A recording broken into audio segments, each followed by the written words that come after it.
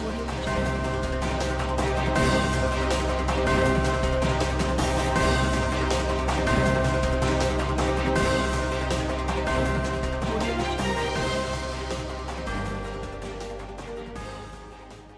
Bienvenue dans votre émission Derrière le CV. Aujourd'hui, c'est un grand plaisir de recevoir ici dans ce plateau M. Abdelaziz Kazep. Bonjour Abdelaziz. Bonjour et enchanté aussi.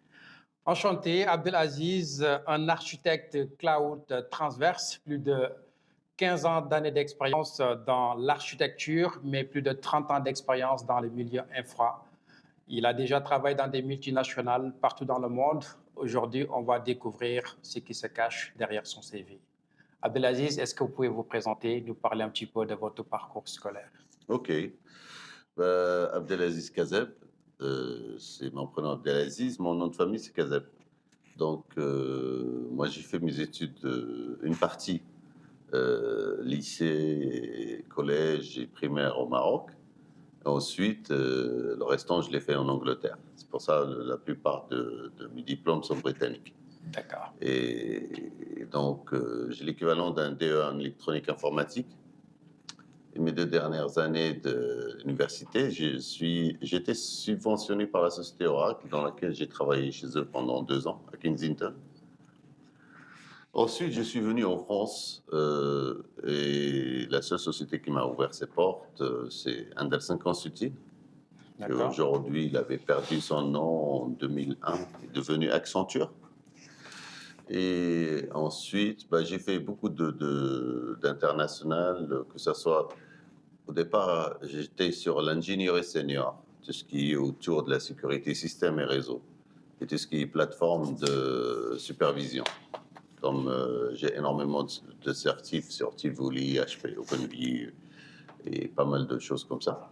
Ensuite, je me suis un petit peu dirigé vers les nouveaux objets, sur le middleware, sur la virtualisation comme VMware, Citrix et autres. Et aujourd'hui, je me suis focalisé un petit peu sur tout ce qui est big data et l'IA, l'intelligence artificielle. C'est un domaine normalement qui va connaître un boom dans les années prochaines. Très bien. On va revenir sur tout ce qui est IA dans un second temps. Alors, si on pourrait revenir sur votre métier, l'architecture, quand on parle d'architecte infra, à quoi consiste ce métier? L'architecte, c'est un visionnaire, en fait. C'est quelqu'un qui trace une trajectoire au niveau d'architecture à court et à long terme. Quelqu'un qui va penser un petit peu à l'enveloppe du client et qui pense aussi à toutes les exigences internes de la société. Et quelque part, sans oublier un petit peu qu'avant qu'il vienne travailler dans cette société, il existe déjà une infrastructure au sein de ce client et qu'il faut prendre en compte et anticiper les choses, donner du conseil, faire des propositions, aller carrément vers le FinOps, le chiffrage, et aussi veiller à qu'il y ait une continuité de service en mettant en place, par exemple, des clusters ou autres, et aussi veiller sur tout ce qui est patch manager, tout ce système-là de updates, de mise à jour. Il faut être vigilant là-dessus parce que si on ne fait pas de la veille technologique et on ne fait pas des cadres de cohérence technique sur la gestion de l'obsolescence, on risque d'avoir des points faibles au niveau de l'architecture, et c'est ces points faibles qui sont utilisés aujourd'hui par les pseudo-hackers. D'accord. Voilà. Toujours dans ce domaine d'architecte, vous n'avez pas commencé en devenant architecte du jour au lendemain. Vous étiez au début en tant qu'administrateur, Je suis ingénieur sur tout système. Au départ, j'ai commencé par... Je suis quelqu'un qui est Unixois. Les domaines, je suis certifié AX, Saint-Solaris. D'accord. Et j'ai travaillé avec toute la panoplie Linux-like. Donc, toute la partie système, aujourd'hui, vous avez Tout ce qui déjà est la travaillé partie système. plus Linux que Windows. J'ai travaillé plus Unix que Windows. Et j'ai vu la tendance un petit peu avec Accenture, où où je me suis déplacé à Seattle aux États-Unis, dans lequel j'ai eu pas mal de formations, pas mal de... Et j'ai même anticipé, je les ai aidés sur la mise en place de ce qu'on appelle aujourd'hui Azure. D'accord. OK. Azure sur la partie cloud, vous avez déjà aussi, j'ai regardé dans votre CV, vous avez travaillé sur tout ce qui est AWS, les J'ai autres. travaillé chez Orange et aussi GCP. Et c'est vrai que quelque part, aujourd'hui, chaque clouder, il a la même technologie et il a plutôt une spécialité plus que l'autre, mais quelque part, tous les composants qui sont installés dans le cloud sont identiques. La seule chose qui change, c'est la nomenclature.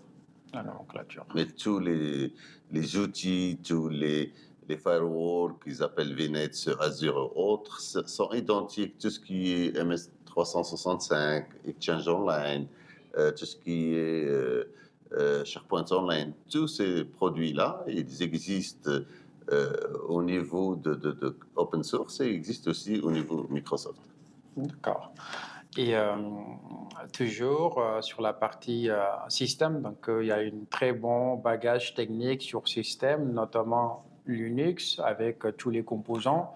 Vous avez travaillé aussi sur l'aspect réseau, sécurité. Et si on parle un petit peu des composants de l'architecture? En fait, quand j'ai commencé à travailler, ou j'ai travaillé en tant que... Avant, dans les années 90, il n'y avait pas de cloisonnement entre le système et le réseau. Ça veut dire que les ingénieurs qui travaillaient sur le système, automatiquement, ils travaillent sur la partie réseau. Donc, on a eu des formations sur tout ce qui est Cisco, tout ce qui est autour des switches, des catalystes, des hubs, pas mal de produits comme ça, même aller vers la fibre optique aussi, ce qui est SAN, NAS, les bases de données. Donc, on n'était pas, on était des couteaux suisses et on faisait le métier d'un informaticien. Et pour moi, un ingénieur, c'est comme un sapeur-pompier, en fait. Mais là, actuellement, on se rend compte que dans les plus grosses infras, il y a toujours des spécialisations, même si on prend du système, il y a des équipes orientées Windows, Linux. Oui, Est-ce que ça, c'est le fait d'avoir des spécialisations bien définies dans les grosses structures par rapport auparavant aux années 90 où l'ingénieur doit avoir une connaissance un petit peu partout dans les domaines? Est-ce que ça, il y a des risques par rapport si on à regarde, l'évolution du métier? si on regarde les anglo-saxons aujourd'hui, ils n'ont pas de cloisonnement entre tout système confondu. Les gens qui faisaient du Unix, ils faisaient du Windows aussi. Ils faisaient une partie de réseau, une partie de... Au fait, quand on travaille sur l'architecture, on est obligé de tracer une trajectoire en mettant des composants comme des VM, que ce soit des machines physiques, des bases de données, des flux, une cartographie de flux qui va détailler tout ça. Et par quelle entité va passer? Est-ce qu'on va avoir du NAS ou du SAN? La plupart des gens utilisent le NAS uniquement pour les data mortes, tout ce qui est log. Et aussi, aujourd'hui, beaucoup de choses ont changé. Avant, on avait des outils euh, qui faisaient de la supervision. On regardait nos écrans et on regardait les tableaux de bord rouge, vert. C'est quand il y a rouge, normalement, c'est là où on court à gauche, à droite C'est le pour danger. remettre les choses en place. Mais aujourd'hui, avec la technologie, on arrive avec de l'IA. Aujourd'hui, sincèrement, je pense que dans l'avenir, tout sera automatisé. Pourquoi? Parce que aujourd'hui, on cible ce qu'on appelle la qualité et la continuité de service via des monitoring en temps réel, c'est-à-dire comme des produits comme Splunk, Dynatrace. En fait, ce sont des produits qui vont aller chercher une défaillance quelque part avant qu'un utilisateur vous appelle, vous dit ah, l'application n'est pas accessible. En fait, ces produits-là, ils sont là pour anticiper ces anomalies, ces dysfonctionnements, et que vous intervenez avant qu'il y ait un crash. D'accord. On sait que toujours dans le domaine infra, il y a pas mal d'enjeux. Comment vous évaluez l'intelligence artificielle par rapport à ce métier, par En fait, rapport aussi l'intelligence à... artificielle, pour moi, c'est de la fausse intelligence, en fait. Euh, c'est bête une intelligence artificielle. Elle est bête. Mais tant qu'on n'alimente pas, on lui montre, voilà, quand vous avez comment dirais-je, euh, une route cause sur tel dysfonctionnement, voilà le remède. Donc, il anticipe les choses, il prend tout ce qu'on lui donne comme information, il le capitalise. Et donc, quelque part, il est rapide à la réflexion qu'un être humain, et aussi, on peut le déléguer pas mal de tâches à la place d'un être humain. Il sera capable de le faire mieux qu'un être humain. Si on parle un petit peu techniquement, pour les personnes qui ne connaissent pas l'IA, mais qui ne connaissent pas aussi tout ce qui est automatisation, comment vous définissiez DevOps? Au fait, DevOps, il y a deux choses qu'il faut prendre en compte. Il y a le Dev et le Ops. Ops, c'est tout ce qui est opérationnel, tout ce qui est ingénierie. Et aussi, le développement, c'est de l'ingénierie. Au fait, aujourd'hui, à l'époque, les anglo-saxons, ils avaient vu DevOps comme casser le cloisonnement entre les DBA, les bases de données, entre les systèmes, entre le réseau.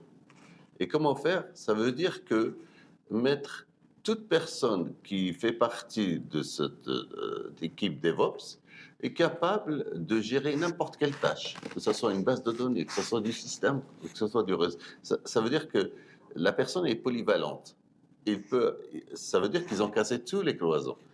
Et aujourd'hui, il y a pas mal d'outils comme Kubernetes qui sont venus et qui ont chamboulé le monde et qui ont mis la plupart de ce qu'on appelle les serveurs et la plupart des applications as code. Quand il y a as code, ça veut dire que cette application aujourd'hui, je l'ai en on-premise, en local chez moi, dans mon réseau. Demain, je vais la mettre dans AWS. C'est en moins de 15 minutes, l'application est opérationnelle. Demain, je vais la partir vers Azure. Donc, je n'ai pas besoin d'une infrastructure complexe pour mettre en place cette application. Et je sais comment ça fonctionne et comment la déployer. C'est ça, là, c'est la rapidité et l'automatisation des tâches. D'accord. Et sur les outils, on parle de Ansible, de Jenkins. Ouais, Jenkins, Ansible, Docker, Chef, Kubernetes, Puppet, il y a pas mal de produits. GitLab.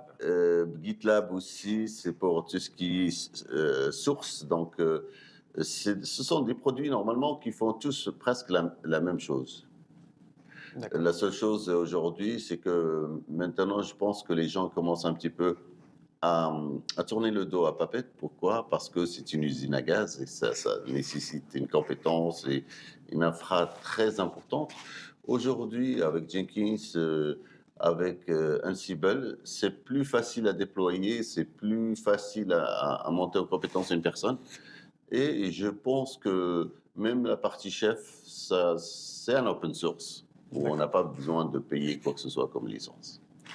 Alors, toi qui as vu l'évolution de ces métiers de 90 à ce jour 2024, presque plus de 30 ans, comment vous voyez l'évolution de ce métier? S'il y a des conseils à donner aux personnes qui veulent bâtir une carrière dans ce domaine?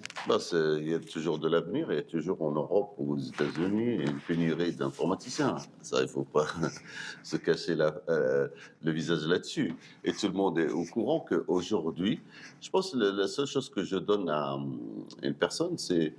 je connais pas mal d'amis qui étaient physiciens et chimistes, qui ont fait une conversion vers l'informatique aujourd'hui et ils gagnent leur vie très très bien. Et ils ne regrettent pas d'avoir fait cette conversion. Et je pense que l'informatique, c'est un domaine qui fonctionnera parce qu'aujourd'hui, les voitures, les motos, tout est informatisé. Et je pense la personne doit avoir, comment dirais-je, un multilangage. C'est-à-dire aujourd'hui, le problème des informaticiens aujourd'hui, c'est qu'un grand nombre d'entre eux parlent que la langue locale. Par exemple, les Français parlent que le français, les Espagnols que les Espagnols. Alors que tous les commandes en ligne sont en anglais. Et je pense, je donne un conseil quand même d'avoir plusieurs langues Plusieurs langues, Plusieurs parce langues. que les outils sont universels. Donc, Exactement. OK, très bien. OK, et commencer par où? Il y a aujourd'hui pas mal de personnes qui veulent devenir coûte que coûte chef de projet. Est-ce que c'est plus judicieux d'avoir un très bon bagage technique, c'est-à-dire forger une réelle expertise technique et évoluer dans la chefferie de projet, ou bien on peut démarrer à la sortie d'école, devenir chef de projet? Bah, chef de projet, il faut juste être méthodique, organisé et avec des process. Un chef de projet, c'est comme ça que ça fonctionne. Donc, un chef de projet aujourd'hui, on le met dans l'automobile, demain, on le met sur l'informatique, après-demain, on le met sur l'aviation. Donc, il a des tâches qui sont données, il a une expression de besoin et c'est lui qui est le maître clé, c'est lui le chef de l'orchestre qui emmène les développeurs à réaliser leurs tâches avec les deadlines, les systèmes aussi, le réseau. Et c'est lui, quelque part, qui vérifie tous ces points et le garant du bon fonctionnement, de le respect des deadlines. D'accord. Si on revient sur votre domaine d'expertise, s'il y a 3 compétences clés qui définissent ton parcours, ce serait quoi et quoi? Vous mettrez en Aujourd'hui, avant? je me sens très très bien au niveau de la cybersécurité. Et c'est un produit que... Cybersécurité, on parle beaucoup de CyberArk, de PAM, de Walix, il y a pas mal de produits. Comment vous jugez ces produits? Bah, aujourd'hui, j'ai fait pas mal de POC sur Walix, sur CyberArk. Ça dépend du portefeuille des clients et ça dépend aussi de son besoin. Donc, il y a des avantages et des inconvénients dans chaque produit. Et donc, aujourd'hui, je pense pour pallier à tout ça, Microsoft, ils étaient intelligents, ils ont créé ce qu'on appelle le PIM. Le PIM, c'est un produit normalement qui est au sein de Azure, mais il faut avoir une certaine licence pour l'utiliser. Et ce produit, il vous permet de ne pas avoir carrément, de bypasser le PAM. D'accord. Et donc, je pense que quelque part, il y a énormément d'outils. Donc, quelque part, il faut utiliser ce qu'on a au lieu d'aller chercher autre chose. D'accord, très bien. 30 ans d'expérience dans l'infra, dans le monde de l'informatique de manière générale. Abdelaziz, s'il y a des qualités qu'un jeune doit avoir pour devenir chef de projet ou bien bâtir une carrière comme la vôtre, ce serait quoi? Quels conseils vous donneriez à ces jeunes qui nous regardent, qui ont envie de devenir des architectes intégrés des multinationales comme vous? Bah, je pense il faut faire les recherches. Il faut aussi apprendre. Je sais que les jeunes d'aujourd'hui sont assoiffés par la technologie et c'est des éponges. Sincèrement, ils sont très réceptifs. Et donc, quelque part, à mon avis, je pense que ce serait bien, moi, si j'ai un conseil à leur donner, de se focaliser sur le système et le réseau, parce que le système et le réseau, ça restera toujours le système et le réseau. Et il faut les sécuriser aussi. Il faut les sécuriser. Et pour les sécuriser, il y a des outils, il y a des méthodes. Aujourd'hui, sincèrement, il y a pas mal de livres qui sont dans les FNAC et autres, ou même en e-book, et dans lequel on maîtrise un petit peu cette partie de sécurité. Voilà. Moi, ce que je donne, c'est aussi la partie scorecard qui existe dans tous les clouds. C'est une carte visite de la société.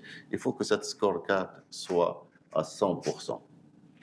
D'accord. Vous avez commencé à scripter à partir de quel âge? J'ai commencé à scripter à l'âge de 19 ans. 19 ans. Avec quel outil? C'était du PowerShell? Non, c'était du Shell++. D'accord. C++. Bah, merci beaucoup, mesdames et messieurs. Aujourd'hui, c'était un plaisir de recevoir notre cher Abdelaziz Kazeb, 30 ans d'expérience dans des multinationales en tant qu'architecte technique transverse. Abdelaziz est aussi un consultant senior au sein d'Exigence IT qui nous accompagne dans la phase audit et dans la phase de déploiement des outils de technologie sur la partie infrastructure de manière générale. L'émission tire à sa fin et nous vous donnons rendez-vous pour une nouvelle épisode derrière le CV avec un autre expert.